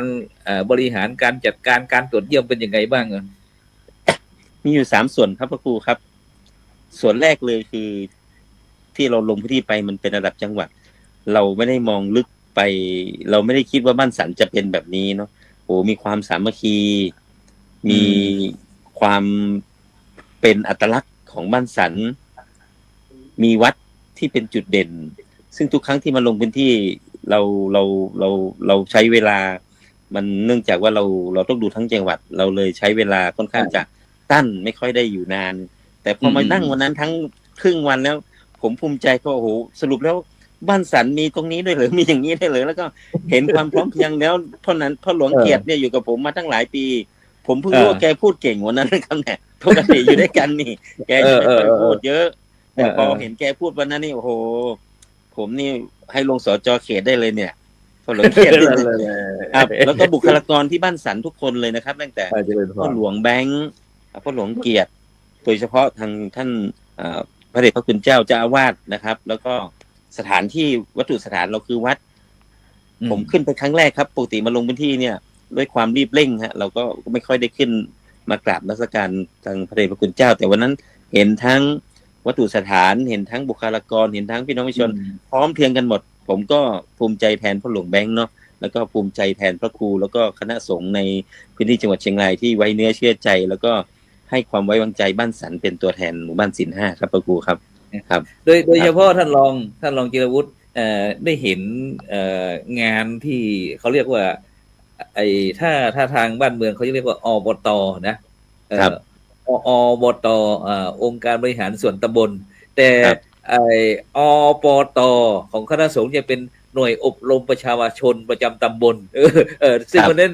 แต่ละหน่วยเห็นเขาพระคุณเจ้าเขาได้นำสัมมาอาชีพอะไรต่างๆของแต่ละตำบลมาออกบูธออกงานโชว์เลยวันนั้นได้ชมไหมวันนั้นชมครับโอ้โหมีหลายอย่างผมสนใจอันนึงที่เป็นก้อนหินเทียมมาครับพระครูอันนี้สุดยอดเลยครับอันนี้ไม่ว่าจะเป็นก้อนหินเทียมหรือว่าทางอบต.ของเราเนี่ยไปไม่ใช่องค์การบริหารตำบลนะอบต.คือคณะสงฆ์ที่เราจักสารก็มีนะครับหลายอย่างเลยครับวันนั้นน่าสนใจหลายบูธเลยครับผมเลยยังมองว่าแต่ละบูธเนี่ยจริงๆเราน่าจะมีการรวมตัวกันแล้วก็ทำเป็นเว็บเพจหรือเป็นอะไรสักอย่างที่เราสามารถสื่อสารกับคนข้างนอกได้ครับเพราะว่ามันมีของดีท่านลองอย่างที่เราจะเห็นอย่างมีทั้งจิ้นส้มลาบห้อยแล้วก็แม้กระทั่งไอ้ที่เก้าอี้ปูนอะไรนั่นที่เราทำนั่นนะเป็นโต๊ะรับประทานอาหารแล้วก็โดยเฉพาะวันนั้นเห็นของท่านพระครูโคสิทธิ์สมณคุณโดยเฉพาะเวียงการหลงที่เมื่อกี้ทางเราได้พูดถึงเรื่องเครื่องเซรามิกนะเครื่องดินเผาวันนั้นโอ้โหวันนั้นเข้าไปชมเยอะแยะมากมายอันนี้ก็เป็นตลาดนะครับพระครูเพราะว่าคนที่มาจากกรุงเทพไม่ว่าจะเป็นข้าราชการหรือหัวหน้าส่วนระดับประเทศที่มาเนี่ยเขามักจะถามถึงถ้วยชามหรือว่าของฝากจากเวียงกาหลงครับซึ่งก็ต้องมาหาซื้อที่นี่แหละครับเวียงกาหลงครับซึ่งก็ถือว่ามีชื่อในเวียงป่าเป้าเราครับ ครับ อืมคิดว่าในในถ้ามีโอกาสเนาะอยากจะฝากเกี่ยวกับเรื่องของดีของแต่ละตำบลของแต่ละหมู่บ้านตำบลอำเภอจังหวัดเนี่ยในเอาเราทำในนามของอบจองค์การบริหารส่วนจังหวัดนะเผื่อที่อาจจะมี พระครูตัวนี้ ครับ ขออนุญาตนิดนึงพระครูตัวนี้ท่านนายกนกมีนโยบายอันหนึ่งที่ท่านตั้งมาใน7 ข้อสำหรับ4 ปีนี้นะครับพระครูครับน่าเจริญพรคือ7 เรือธงคือ7 นโยบายหลักของนายกจะมีอยู่ข้อหนึ่งคือเชียงรายเที่ยวได้ทุกสไตล์เที่ยวได้ทุกมิติมีดีทุกอำเภอครับตัวนี้เรากำลังกองท่องเที่ยวและกีฬาเราโดยท่านนายกนกอธิตธรวรรณชัยธงได้สั่งการให้สำรวจและเก็บประวัติให้ชัดเจนเลยว่าในแต่ละอำเภอแต่ละตำบลมีของดีอะไรบ้างให้ลิสต์ออกมานะครับซึ่งอบจเราสามารถสนับสนุนงบประมาณทั้งทางตรงและทางอ้อมในการส่งเสริมไม่ว่าจะเป็นเรื่องของการขายไม่ว่าจะเรื่องของการบรรจุภัณฑ์ไม่ว่าจะเรื่องของการส่งเสริมอาชีพให้มีความชำนาญมากขึ้นแล้วก็ส่งเสริมให้งบประมาณในการสนับสนุนให้แต่ละตำบลแต่ละอำเภอไม่ใช่มิติด้านเรื่องของศาสนาด้านเดียวเรื่องของท่องเที่ยวด้วยครับเรื่องของอื่นๆที่มันจะไปด้วยกันนะครับเรื่องสัมมาอาชีพเรื่องการประกอบสัมมาอาชีพอะไรเยอะแยะมากมายเนาะเดี๋ยวเราจะกลับมาคุยกันรอบ2เนาะทีนี้เราจะไปที่โยมแม่มาลาบุญปันก่อนเพราะว่านางนั่งรอพวกเรานานแล้วเจริญพรคุณโยมมาลาเจ้านมัสการเจ้าพระคุณเจ้าในฐานะที่เป็นประธานกลุ่มสตรีแม่บ้านของบ้านสันได้ฟังทั้งท่านรองนายกทั้งพ่อหลวงทั้งพระคุณเจ้าแล้วทั้งกระทั่งปราชญ์ท้องถิ่นของเราได้คุยแล้วที่นี้มาถึงบทบาทในฐานะที่ประธานกลุ่มสตรีแม่บ้านแล้วก็พ่วงด้วยอสม.ด้วยอาสาสมัครสาธารณสุขประจำหมู่บ้านเป็นยังไงบ้างวันนั้นได้แสดงบทบาทอะไรกับเขาบ้างล่ะวันนั้นน่ะเจ้าเจ้านี่ในนามของแม่บ้านนี่ก็มีการฟ้อนรวมกลุ่มกันนะมี72 คนนะเจ้าที่วันนั้นนะเจ้าแล้วก็เจ้าในนามของตัวแทนของแม่บ้านแล้วก็เป็นของอสม.ในตำบลนะเจ้าก็มีการเยี่ยมผู้ป่วยติดบ้านติดเตียงนะเจ้าเจริญพรเจ้าตามแบบสบายแม่แบบสบายไม่ต้องประนมมือแล้วคุยกันตอนนี้เรากำลังออกออนไลน์ทีวีออนไลน์อยู่เพื่อที่จะมาแลกเปลี่ยนประสบการณ์ให้พี่น้องบรรดาท่านผู้ฟังท่านผู้ชมเนี่ยได้รู้ได้เห็นว่าบ้านสันอยู่หมู่บ้านสันหมู่ที่3ตำบลบ้านโป่งอำเภอเวียงป่าเป้าจังหวัดเชียงรายปีนี้เขาเป็นหมู่บ้านรักษาศีล 5ต้นแบบเป็นแชมป์ของจังหวัดเชียงรายนะเขาจะได้ติดตามไงแล้วเขาจะได้ฟังว่าพวกเรามีการบริหารการจัดการยังไงทีนี้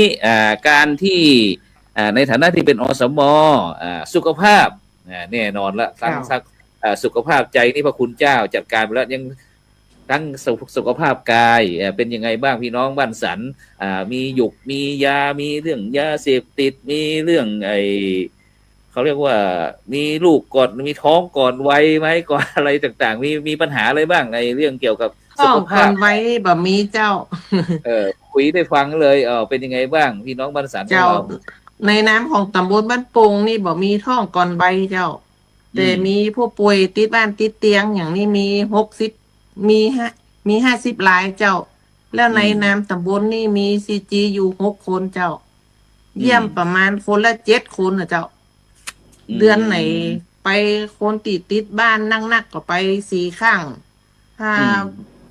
มันประมาณต่ำกว่า8ลงมานี่จะไป2 ข้างต่อเดือนเจ้าถ้าไปก็ไปบางครั้งก็รับยาไปส่งให้เปิดบ้านอย่างเงี้ยเจ้ารับยาเบาหวานความดันเจ้าส่วนมากพี่น้องประชาชนบ้านสันเราจะส่วนมากสุขภาพเราจะเป็นป่วยในโรคเป็นโรคอะไรเอ่ยเป็นเบาหวานความดันนะเจ้าเป็นโรคของสูงอายุเนาะกลุ่มสวใช่ไหมสูงอายุก็นักเจ้าแล้วก็โดยเฉพาะเมื่อกี้เห็นบอกว่ามีเอานำสิ่งของไปแจกเอาอะไรที่ไหนมาแจกเขาล่ะมีสิ่งของจากวัดเจ้าเหลือจากวันศีลจะเขาทำวัดอย่างเขามาเอามาใส่บาตรเอามารวมกันแล้วก็เหลือจากนั่นเขาก็แบ่งปันให้เจ้าบ้านนะเจ้า1วัดศีลแล้วก็1ได้หลายครอบครัวอยู่เจ้าบางครั้งก็ได้ไป10เจ้าห่อ1หน่อไม้ใช่ไหม เจ้าได้ของแห้งเป็นปลากระป๋องเป็นอาหารมาม่าเป็นข้าวอย่างเจ้า สามารถแบ่งปันกันนะเจ้า อ๋อนี่ในบทบาทอสมแล้วทีนี้กลุ่มประธานสตรีบทบาทสตรีในบ้านสันของเรามีด้านไหนบ้างบทบาทของกลุ่มสตรีของเรา กลุ่มสตรีบ้านเราก็ทำผ้าเช็ดเท้าอย่างเงี้ยเจ้าทำผ้าเช็ดเท้าแล้วก็ทำไม้กวาดอย่างเงี้ยเจ้า อืม ส่วนมากก็ทำให้ทำสวนอย่างเงี้ยเจ้า อืมทำไร่ทำสวนทำอาชีพ ทำ ประกอบ ผ้า กันมา เจ้าทำไม้กวาดขายในหมู่บ้านเนี่ยเจ้า อืมเพราะว่าไอ้ระยะทางที่จากไอ้ตัวอำเภอเวียงป่าเป้ามาถึงแม่ขจารหรือว่าแม่จีดีอะไรต่างๆเราก็จะเห็นร้านค้าทั้งสองข้างทางนะซึ่งก็จะเป็นเกี่ยวกับ เจ้า ไอ้ไม้กวาดดอกไม้บ้างไอ้ไม้กวาด เจ้า เกี่ยวกับ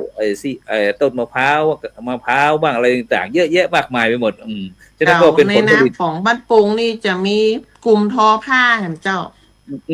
ทอผ้ายังไงมันเป็นเอกลักษณ์ข ก อง ลุ่มกะละแมเจ้า ในตำบลบ้านปุงเนี่ยเจ้า ทอผ้านี่มันเป็นผ้าที่ประจำหมู่บ้านของเราหรือว่าเป็นยังไง ของตำบลครับ ผ้าลายขอเจ้า ในน้ำตำบลเจ้า ลายขอมันมีความเป็นไปเป็นมาอย่างไรผ้าลายขอ ผ้าลายขอของตีพระราชทานตีเปิ่นมาสั่งทำเจ้ายังเป็นอบตกับอำเภออย่างเงี้ยเจ้าเปิ่นจะมาสั่งตีในตีโฮงตอบ้านปุงเนี่ยเจ้า ในตำบลเฮาเนี่ยเจ้า อืม ในอำเภอจะสั่งเอามาใจในอำเภอบ้านเฮาเลยเจ้าแต่บ้าน เป็น เปิด ของ มาดูงานเปิดก็เจ้า เป็น แต่ โครง ในตำบลเฮาเจ้า เป็นโครงการหลวงใช่ไหม โครงการของในชุมชนเฮาเจ้า อืม จัดตั้งในชุมชนในหมู่บ้านเจ้า ในตำบลบ้านโป่งเนี่ยเจ้า แต่เห็นหมู่อิ่มได้เจ้า เป็นหมู่ห้าเจ้า เป็นเครือข่าย เป็นเครื เจ้า อข่าย เป็นเครือข่ายในตำบลเฮาเจ้า สาธุ มีกะละเมมีผ้าท้อแล้วก็มี วัน ปั้นดิ นั้น นเผาอย่างก็มีอยู่เจ้า เหรอกะละเมนี่ เจ้า รู้สึกว่าพระครูโสพลไม่ได้ฉันเลยนะวันนั้นนะ ไม่ถึงนั้นจะได้ ไม่ โฆ ได้ ษ จิ้ม ณาก ะละเมเจ้า ครับเดี๋ยวจะไปถวายครับอาจารย์ครับ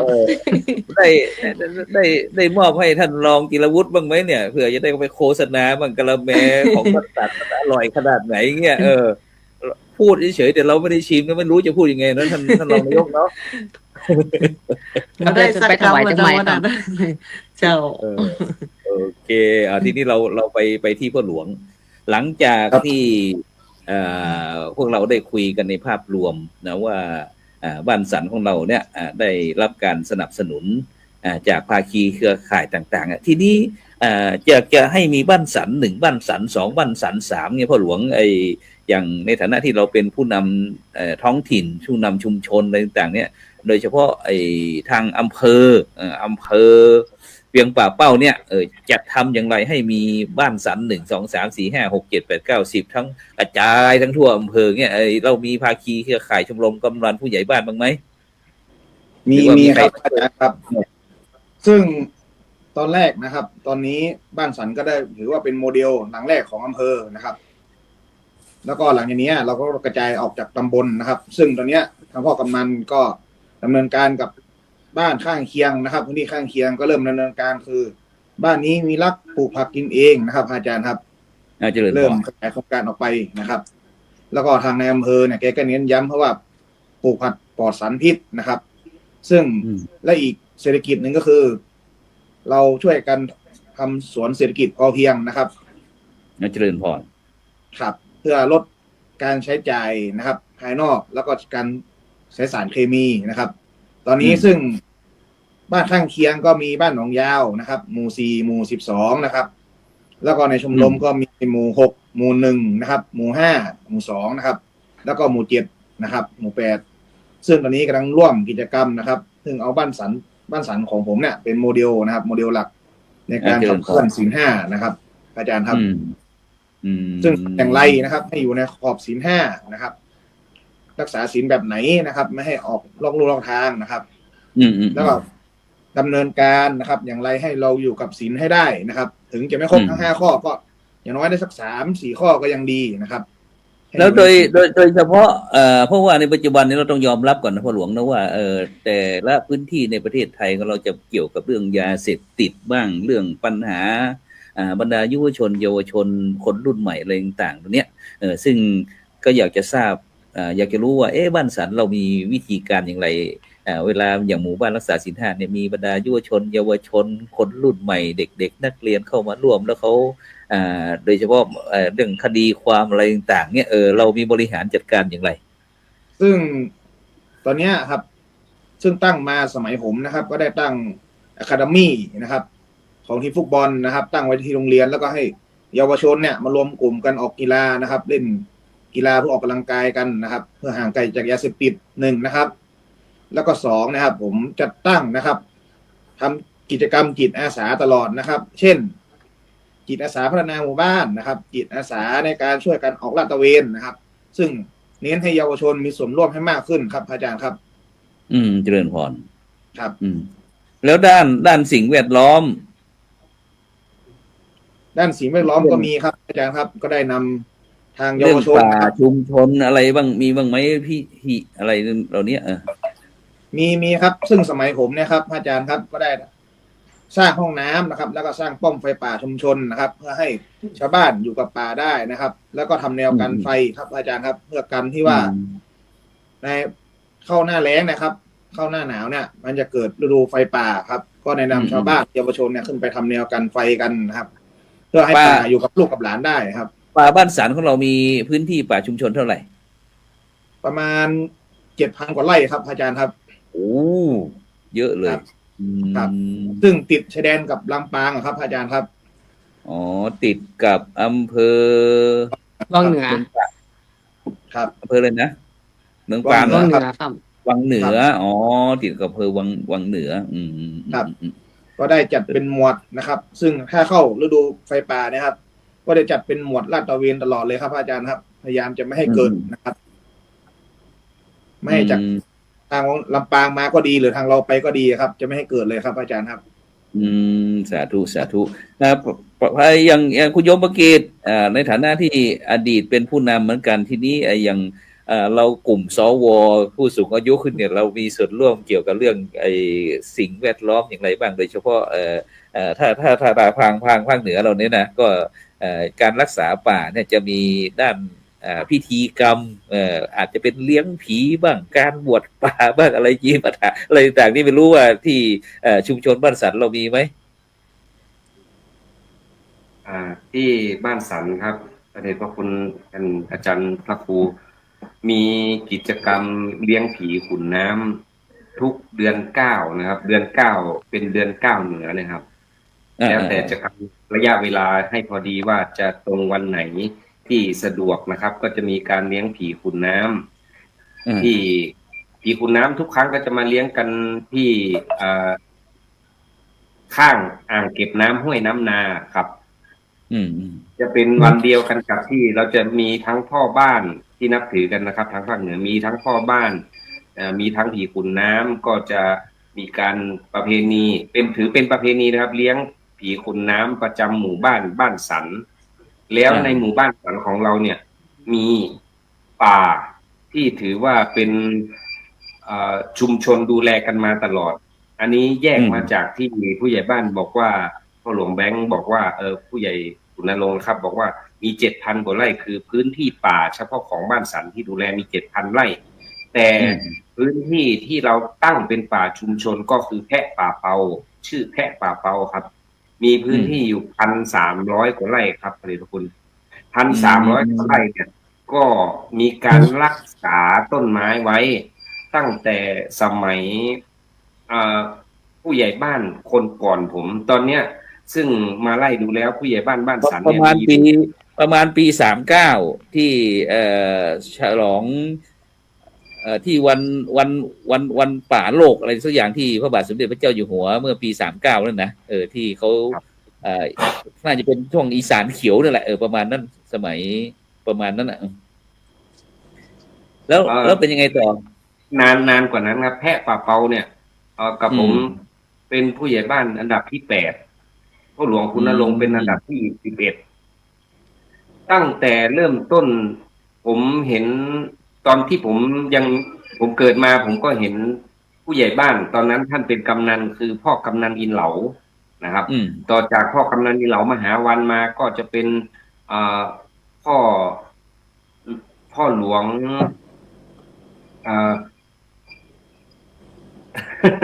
ขออนุญาต พ่อหลวงชื่อท่านพ่อหลวงคำดีโกต่อจากนั้นมาก็จะเป็นผู้ใหญ่บ้านชื่อพ่อหลวงอินตาสุริยะชัยยาแล้วก็มาเป็นก้าวกับผม หลังจากก้าวกับผมก็ไปอีก3ท่านก็คือพ่อหลวงเฉลิมศักดิ์บรรจงการพ่อหลวงประดิษฐ์ที่จิตตังแล้วก็มาเป็นพ่อหลวงขุนนรงค์นะครับตั้งแต่ที่ผมจำได้เขาก็มอบหมายกันต่อมาว่าแพะป่าเปาเราเนี่ยอยากให้ใครเข้าไปทำลายอยากให้ใครเข้าไปตัดแต่ว่าถ้าเป็นกิจกรรมของหมู่บ้านนะครับก็ให้ตัดไม้ที่สมควรใช้มาใช้กับหมู่บ้านได้เท่านั้นที่เหลือคืออนุรักษ์ไว้ปัจจุบันนี้แพะป่าเปาต้นไม้ขนาดคนโอบมีเยอะมากก็เลยต้องมีการรักษาไฟป่าไม่ให้ไฟเข้ามาทำลายสืบเนื่องมาก็เลยถึงสมัยพ่อหลวงขุนนรงค์ครับว่าเราต้องดูแลป่าแต่ว่าไม่ได้ทำเฉพาะแปรป่าเปาคือทำทั้งเขตหมู่บ้านครับพระเดชพระคุณสาธุกิจกรรมที่ผู้สูงอายุมีส่วนร่วมในการรักษาคือมีการบวชป่านะครับบวชป่าคำว่าบวชป่าเนี่ยเหมือนกับเราใช้ผ้าเหลืองไปพันต้นไม้ไว้ถือว่าเราได้บวชเป็นพระแล้วเพื่อที่จะไม่ให้ใครกล้าตัดทำลายครับนี่คือที่ทางผู้สูงอายุทางท่านสวต่างๆที่พระเดชพระคุณท่านถามว่าได้ร่วมกิจกรรมอะไรบ้างทางผู้สูงอายุก็จะแนะนำว่าเมื่อก่อนบ้านเราทำกันอย่างนี้นะมีกิจกรรมต้องทำอย่างนี้กับป่ากับชุมชนนะครับก็จะสืบเนื่องกันต่อมาครับพระเดชพระคุณสาธุไปที่กลุ่มสตรีแม่บ้านเราล่ะมีอะไรส่วนร่วมเกี่ยวกับเรื่องชุมชนเราอีกไปป่ากับเขาบ้างไหมสิ่งแวดล้อมบ้างไหมนมัสการเจ้าไปอยู่เจ้าไปทำอะไร ไปหาหนอเหรอไปเข้าอยู่ไฟป่ารวมมาเจ้าบางครั้งเราทำอาหารทรงเจ้ามีส่วนร่วมอยู่เจ้าโอเคฉะนั้นก็ในขณะนี้บรรดาท่านผู้ฟังท่านผู้ชมก็กำลังติดตามรายการสังฆพัฒนาเพื่อประชาชนบทบาทพระสงฆ์ในยุค New Normal และซึ่งวันนี้เราได้นิมนต์แล้วก็เจริญพรหมู่บ้านรักษาศีล 5ต้นแบบบ้านสันนะหมู่ที่3อำเภอตำบลบ้านโป่งอำเภอเวียงป่าเป้าจังหวัดเชียงรายนะซึ่งถือว่าเป็นหมู่บ้านอีกหมู่บ้านหนึ่งที่เป็นต้นแบบให้กับบรรดาท่านผู้ฟังท่านผู้ชมเพราะว่าเรามีความหลากหลายแม้กระทั่งองค์การบริหารส่วนจังหวัดนะก็เมื่อมีส่วนร่วมด้วยนะฉะนั้นก็สามารถนะที่จะติดต่อสอบถามคุยกันได้นะเพราะว่าตรงนี้ก็ตอนนี้โครงการหมู่บ้านรักษาศีล 5นั้นของเราก็เดินทางมาเลยครึ่งทางแล้วที่ตรวจเยี่ยมหมู่บ้านรักษาศีล 5ต้นแบบนี่ก็ประมาณ9ก็มี16จังหวัดก็วันที่18ก็จะไปที่บ้านทับอำเภอแม่แจ่มจังหวัดเชียงใหม่วันที่19ก็จะเป็นโน่นบ้านแม่นาเติงอำเภอปายจังหวัดแม่ฮ่องสอนแล้วก็ขยับไปเรื่อยจนจบสุดท้ายก่อนที่29สิงหาคมก็ที่บ้านต้นฝายอำเภอเวียงสาจังหวัดน่านนะก็จะครบวงจรฉะนั้นเราต้องขอบคุณอนุโมทนากับทุกท่านนะที่ได้มาถ่ายทอดโดยเฉพาะพี่น้องเวียงป่าเป้าก็คงจะชื่นอกชื่นใจเพราะว่าจังหวัดเชียงรายเราก็ไม่ใช่น้อยๆนะแต่มาคัดเอาที่บ้านสันนะหมู่ที่3ตำบลบ้านโป่งอำเภอเวียงป่าเป้าจังหวัดเชียงรายเป็นต้นแบบนะถือว่าเป็นเกียรติเพราะว่านู่นแหละถึงจะกลับมาจังหวัดมาอำเภอนี้ปีหน้านี่ก็จะไปที่อำเภออื่นนะแต่ก็จะไม่มีซ้ำหมู่บ้านนะฉะนั้นถือว่าเป็นประวัติของบ้านสันของเราที่ได้มีโอกาสได้มีโครงการดีๆเข้ามาประเมินทำให้การพัฒนาหมู่บ้านของเรามันมีรูปแบบที่ชัดเจน แต่ฉะนั้นในฐานะที่ท่านรองจีราวุฒิแก้วเขื่อนรองนายกองค์การบริหารส่วนจังหวัดได้ถือว่าคุมทั้งจังหวัดร่วมกับท่านนายกพร้อมคณะทีมงานต่างๆท่านจีราวุฒิที่นี้เราได้ให้พี่น้องบ้านสันเราสะท้อนมาเรารู้สึกว่าอยากจะเสริมเติมเต็มตรงไหนที่เราเผื่อที่เราจะได้นำไปให้มันเป็นระดับนโยบายระดับจังหวัดอะไรต่างๆเนี่ยก็คงเป็นเรื่องของการสร้างต้นแบบให้อยู่สม่ำเสมอเนาะทางอบจเนี่ยผมเล็งเห็นแล้วว่าอบจเราสามารถที่จะสนับสนุนอาจจะต้องอาจจะต้องประสานงานในเรื่องของการเป็นวิทยากรในเรื่องของการศึกษาดูงานซึ่งผมอยากจะให้รักษาไว้คือในเรื่องของที่เราเหมือนกับที่เราไปร่วมงานนะครับเพราะต่อจากนี้ไปเนี่ยผมเชื่อว่าในจังหวัดเชียงรายเนี่ยถ้าประสานงานมาที่อบจเกี่ยวกับหมู่บ้านศีลห้าผมเชื่ออย่างหนึ่งว่าเราก็ต้องมาดูงานที่นี่นะครับผมอยากจะเสริมในเรื่องของการรักษาสิ่งที่เรามีอยู่วัดโรงเรียนแล้วก็ชุมชนที่เราเป็นปัจจุบันซึ่งมีความสัมพันธ์เรื่องของอาชีพเรื่องของป่าไม้เรื่องของแหล่งน้ำไอ้ตรงนี้เป็นสิ่งที่เรามีดีอยู่แล้วอยากให้รักษาไว้ไม่ใช่ว่าวันนี้พ้นไปแล้วหมู่บ้านศีลห้าประกวดไปแล้วเราจบไปแล้วก็หายไปไม่อยากให้เป็นอย่างนั้นผมอยากให้พ่อหลวงแบงค์พ่อหลวงเกียรติแล้วก็ประธานแม่บ้านต่อจนพระเดชพระคุณเจ้าอาวาสเรารักษาตรงนี้ไว้แล้วผมเชื่อว่านอกจากที่เราจะเป็นหมู่บ้านแรกของเป้าแล้วเนี่ยผมยังเชื่อมั่นว่าอีกหน่อยเราจะต้องมาดูที่นี่ครับเลยอยากให้รักษาตรงนี้ไว้ครับพระเดชพระคุณเจ้าครับพระครูครับสาธุซึ่งโดยเฉพาะหลายท่านหลายคนก็บอกการเป็นที่หมู่บ้านรักษาศีลห้าต้นแบบนั้นที่เราจะเป็นชาวพุทธเนี่ยมันรักษายากนะศีลเนี่ยยังจะเป็นหมู่บ้านรักษาศีลห้ายิ่งไปใหญ่เลยขนาดตัวเรายังรักษาศีลไม่ได้เลยอย่างเงี้ยเห็นว่าท่านวันนั้นได้มีโอกาสเข้าร่วมประชุมกับท่านผู้ว่าการจังหวัดท่านคุยให้ฟังหน่อยเห็นว่าเป็นประสบการณ์เนาะเหมือนนำเรียนทางพระครูโสพลประยัติไปเมื่อกี้นะว่าสิ่งหนึ่งที่ผ่านมาเนี่ยมันมีสิ่งที่ติดอยู่ในใจนะครับผมเนี่ยลงพื้นที่ทุกวันแทบไม่มีโอกาสที่จะไปไม่ว่าจะเป็นโบสถ์ไม่ว่าจะเป็นวัดหรือว่ามัสยิดเนี่ยเราแทบไม่มีเวลาไปร่วมกิจกรรมจริงแต่ว่าเราไม่มีเวลาที่จะเราเข้าใจว่าต้องการรักษาศีลต้องนุ่งขาวห่มขาวต้องเป็นนั่นเป็นนี่อยู่ในวัดแต่จริงๆผมได้ยินท่านผู้ราชการจังหวัดท่านพูดอยู่ในบทหนึ่งครับที่ครับก็คือท่านผู้ว่าได้ท่านชลินทองสุขนะครับท่านผู้ว่าคนปัจจุบันเนี่ยครับท่านบอกว่าท่านพูดผมก็ตั้งใจฟังแล้วว่าท่านบอกว่าอย่างทุกคนมีศีลอยู่ในตัวแล้วนี่ผมก็ฟังเลยว่าจริงหรือเปล่าเรามีศีลอยู่ในตัวหรือเปล่าอะไรเงี้ยคืออะไรศีลในตัวคืออย่างเช่นวันนี้ท่านผู้ว่าถามว่าพี่น้องที่เรามาร่วมกิจกรรมในวันนี้เนี่ยฆ่าสัตว์หรือยังเช้าเนี่ยทำอาหารอะไรกินอย่างเงี้ยบางคนก็เป็นกินผักกินผลไม้กินอะไรกินข้าวต้มไม่ได้กินผักเลยเห็นไหมอันนี้คือศีลข้อหนึ่งเรามีละอยู่ในตัวแล้วใช่ไหมครับครูครับศีลข้อที่สองในเรื่องของเราวันนี้ได้ลักทรัพย์หรือยังลักสตังค์เมียหรือยังลักสตังค์สามีหรือยังได้ลักสตังค์ไหมได้ขโมยอะไรไหมไม่ได้ทำเห็นไหมครับเราออกบ้านมาเรามีความสุขกับครอบครัวเราไม่ได้ลักทรัพย์อะไรใครสักอย่าง2 ข้อแล้วพระครูเห็นไหมอันที่3คือเรามีความไปโกหกภรรยาโกหกภรรยาไหมโกหกลูกไหมนี่เห็นไหมได้ทำไหมเราก็ไม่ได้ทำพอออกบ้านไปทำงานเราก็มีความมุ่งมั่นคือเราต้องไปดูแลพี่น้องประชาชนไปหาเงินหาเราไม่มี3 ข้อแล้วพระครูเห็นไหมครับก่อนออกบ้านดื่มเหล้าไหมไม่ได้ดื่มนะครับเราไม่ดื่มเห็นไหมฮะเวลาจะไปทำงานไม่มีใครดื่มเหล้าเราก็ได้3 ข้อ 4 ข้อแล้วข้อสุดท้ายเราได้ไปประพฤติผิดในการกับลูกเมียคนอื่นไหมเห็นไหมฮะไม่มี5 ข้อท่านพ่อบอกว่านี่ไงเห็นไหมท่านรักษาศีล 5แล้วผมก็ภูมิใจเขาเรามีศีล 5อยู่ในตัวจริงๆเราก็มีศีลเหรอใช่ไหมถามตัวเองเยอะมันทำผมจะถ่ายทอดให้กับผู้ชมที่อยู่ในรายการว่าการรักษาศีล 5เราไม่ได้หมายถึงว่าเราจะต้องไปนั่งสมาธิที่วัดจะต้องไปรักษาศีลที่วัดเราอยู่ที่ไหน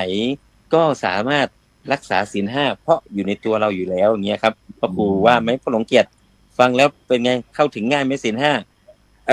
เอามุมมองพ่อหลวงเกียรติเอาพ่อหลวงเกียรติได้ยินท่านรองกีฬาวุฒิได้พูดแล้วว่าโอ้ศีลมันไม่ได้ยากอย่างที่คิดนี่นะแค่นี้แค่นั้นพ่อหลวงเกียรติมีความคิดเห็นอย่างไรเอาเสริมเติมเต็มได้เชิญรักษาก็อย่างกับท่าน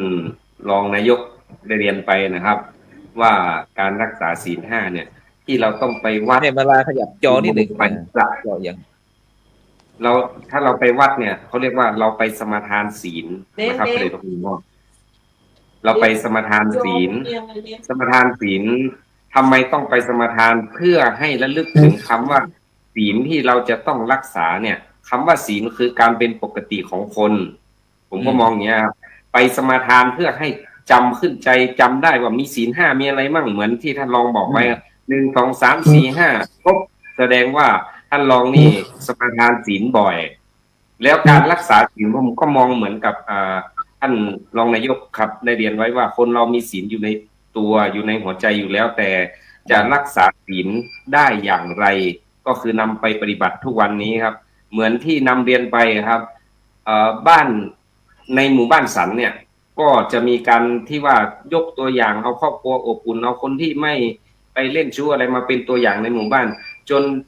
โครงการที่ทำเริ่มต้นแล้วก็ทำต่อๆกันมานายอำเภอเวียงป่ามาเห็นว่าบ้านสันเขาทำอย่างนี้เนาะเห็นสมควรนะครับก็เห็นวิวที่บ้านสันเห็นพระธาตุเห็นสกายวอล์กหรือว่าสะพานบุญลอยฟ้าอะไรมันบรรยากาศสวยก็มาปรึกษากับพระเดชพระคุณท่านเจ้าวาดว่าถ้ากับผมจะมาจดทะเบียนตรงนี้เพื่อให้เป็นสักขีต่อหน้าพยานไม่ให้ผิดศีลนะครับก็เลยมาจัดท่านใดที่ว่ายังไม่ได้จดทะเบียนอยากจะมาจดทะเบียนที่สกายวอล์กลอยฟ้าที่ต่อหน้าพระเจดีย์นะครับสลีภพโชคปุญญาพิรมนะครับเพื่อเป็นประจักษ์พยานต่อหน้าหลวงพ่อโตทันใจ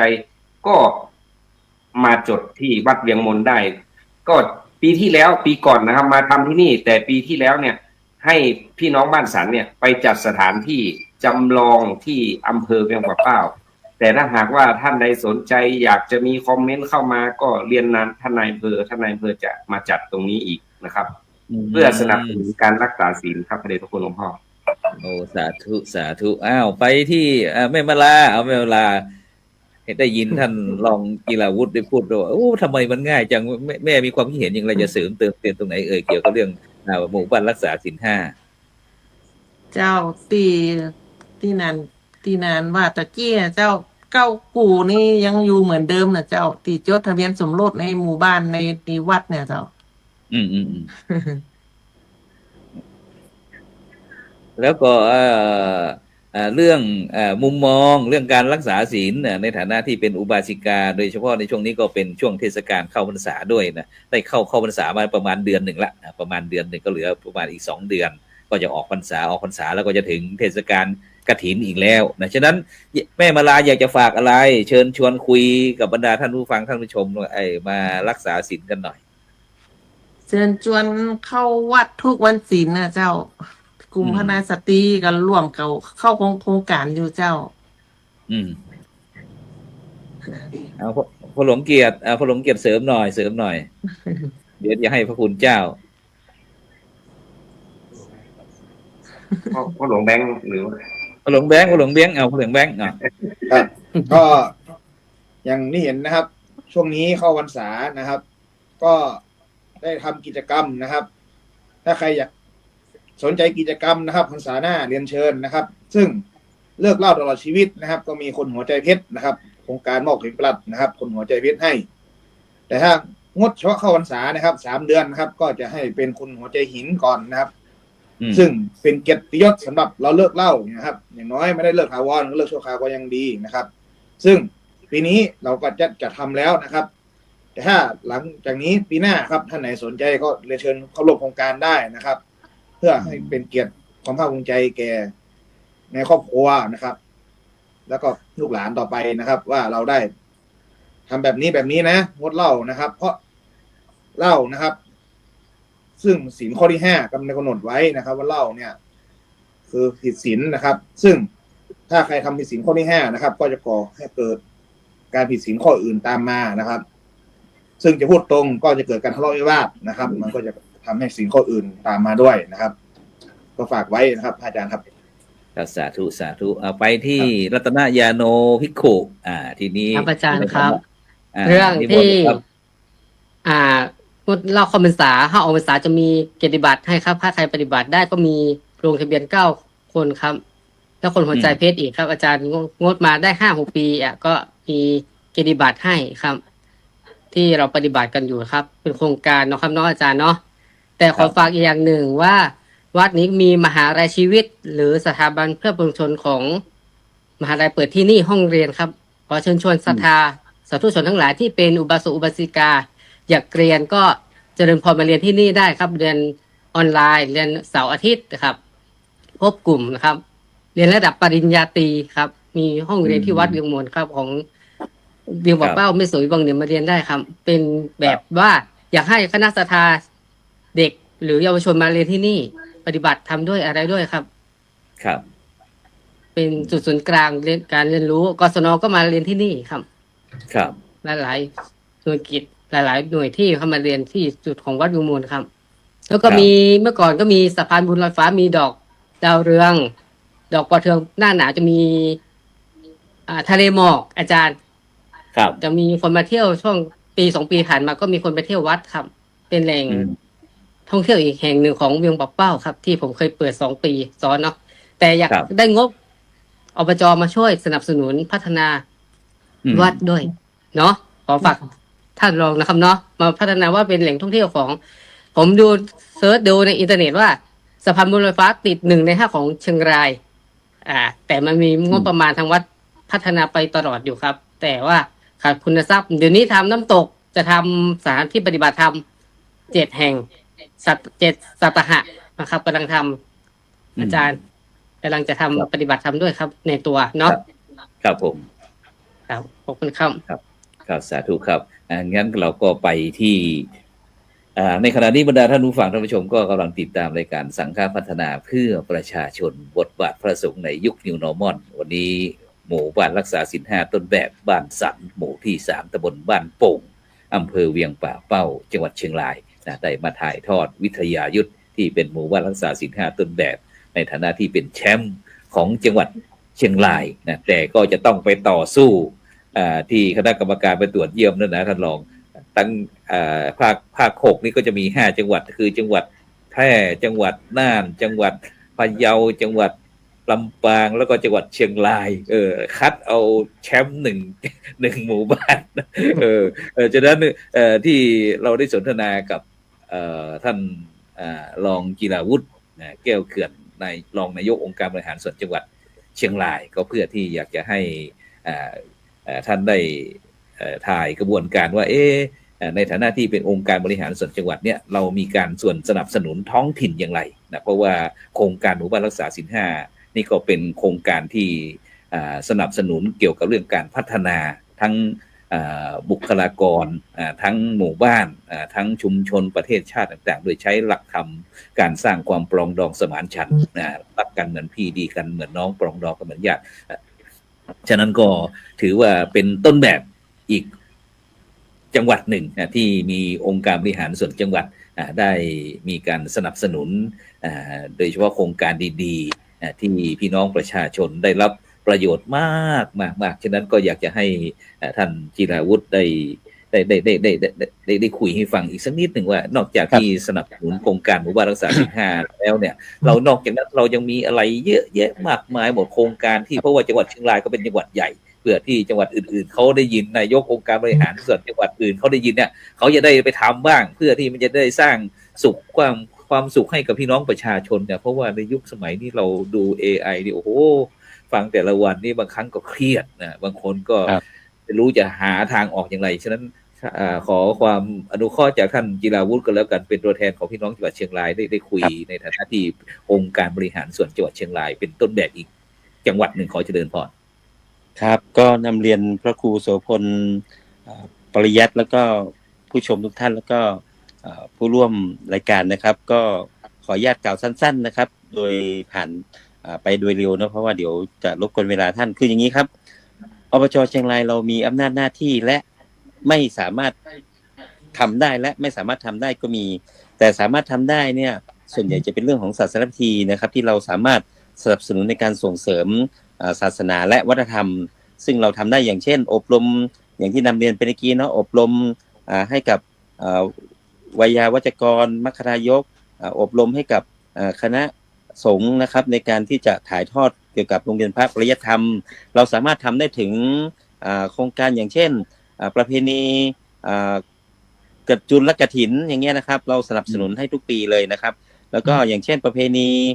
ส่งน้ำพระธาตุศักดิ์สิทธิ์และพระองค์ใหญ่ถ้าเกิดวัดไหนมีพระธาตุวัดไหนที่เป็นพระธาตุศักดิ์สิทธิ์จริงๆของอำเภอนะครับเราสามารถสนับสนุนได้โดยอบจ.เชียงรายเราบูรณาการร่วมกับอบต.นะครับอย่างเช่นที่เรายกตัวอย่างเช่นอบต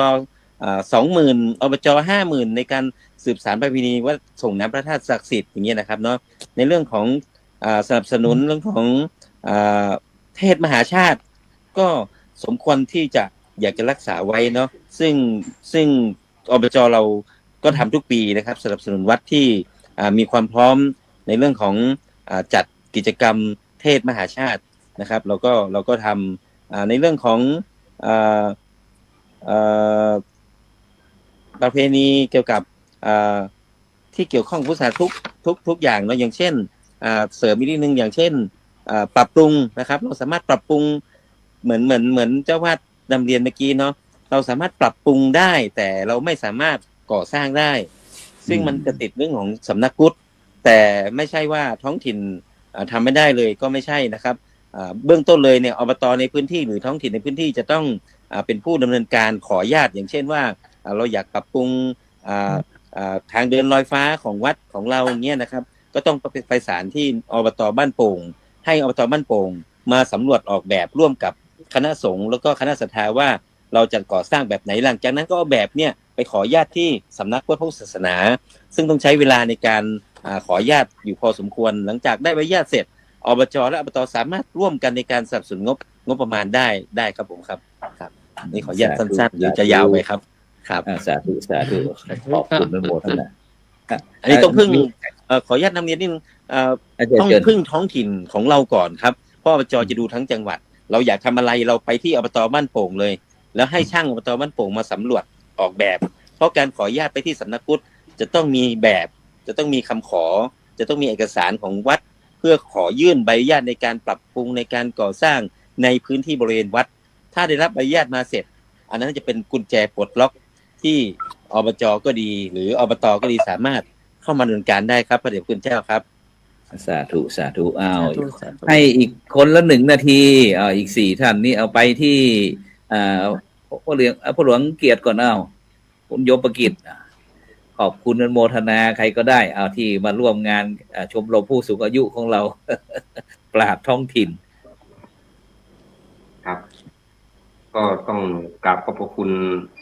พระเดชพระคุณหลวงพ่อพระราชวชิรคณีเจ้าคณะจังหวัดเชียงรายพระเดชพระคุณหลวงพ่อพระครูนิวิตศิลาสังวรเจ้าคณะอำเภอเวียงป่าเป้าคณะสงฆ์อำเภอเวียงป่าเป้าแล้วก็ทางอบต.ทุกอบต.อีกทุกอบต.นะครับที่มีส่วนร่วมสนับสนุนท่านพระคุณเจ้าทุกรูปแล้วก็พี่น้องชาวบ้านทุกท่านที่มาร่วมงานนะครับได้มอบโอกาสดีๆนี้ให้กับหมู่บ้านสันเพื่อที่ให้เป็นที่รู้จักทั้งหมดทั่วประเทศในวันนี้ก็คงจะเห็นกันทั่วประเทศเช่นกันนะครับก็ต้องกราบขอบคุณโอกาสดีๆไว้ณที่นี้ด้วยครับพระเดชพระคุณครับสาธุไปที่ฐานะเป็นผู้นำของหมู่บ้านรักษาศีล 5ต้นแบบไปที่พ่อหลวงขุนนรงค์บรรจงการผู้ใหญ่บ้านสันหมู่ที่3ตำบลบ้านโป่งอำเภอเวียงป่าเป้าจังหวัดเชียงรายได้ขอบคุณอนุโมทนาภาคีเครือข่ายทั้งท่านผู้ว่าทั้งท่านนายกองค์การบริหารส่วนจังหวัดทุกผู้ที่มีส่วนร่วมกับหมู่บ้านเราสนับสนุนบ้านเราเนี่ยท่านพ่อหลวงแบงค์เชิญ ครับก็ขอขอบคุณนะครับโครงการหมู่บ้านศีลห้านะครับซึ่งเป็นโครงการที่ดีนะครับ ขอขอบคุณนะครับท่านผู้ว่านะครับท่านนายกอบจนะครับท่านนายอำเภอนะครับแล้วพ่อกำนันนะครับท่านนายกอบตนะครับ ทุกส่วนที่เข้ามาร่วมกันจัดงานหมู่บ้านศีลห้านะครับให้ลุล่วงไปด้วยดีนะครับ ซึ่งหลังจากนี้นะครับคาดว่าก็หวังว่าหมู่บ้านศีลห้านะครับบ้านสันตรงนี้นะครับอาจจะเป็นโมเดลให้กับพวกท่านอีกได้หลายจุดนะครับผมครับสาธุสาธุพระคุณเจ้านิมนต์ให้พรโยมหน่อยปิดท้ายพระคุณเจ้าช่วยปิดรายการเลยครับสุดท้ายนี้ครับที่หมู่บ้านรักษาศีลห้าบ้านสันและวัดเวียงมูลที่ได้จัดร่วมครั้งนี้จงขอให้คณะศรัทธาทุกๆหลังคาเรือนและทุกที่หน่วยงานที่มาร่วมกันในวันนี้จงประสบผลสำเร็จจงมีอายุวันนาสุขปฏิภาณธนสารสมบัติยุ่งยังจุปการด้วยเทินสาธุสำหรับในค่ำคืนนี้ก็เวลาหมดเวลาจำเป็นที่ต้องนำรายการจากบรรดาท่านผู้ฟังไปก่อนขอบคุณท่านรองกีฬาวุฒิเขียนแก้วนะคุณโยมประกิตกัลยาณกุลคุณโยมมาลาบุญปันคุณโยมขุนนรงค์บรรจงการหรือว่าพ่อหลวงแบงค์แล้วก็ท่านพระอาจารย์ประหลัดทิชานนท์รัตนยาโนที่ได้มาถ่ายทอดหมู่บ้านรักษาศีลห้าต้นแบบผ่านทางช่องธรรมะเป็นทีมของเราขอให้ทุกท่านหลับฝันดีมีเงินใช้ไร้โลคาพยาธิไม่เจ็บไม่จนร่ำรวยทุกผู้คนสำหรับในครับวันนี้ขอกล่าวคำว่าสาธุกาเมมุสาสุราเม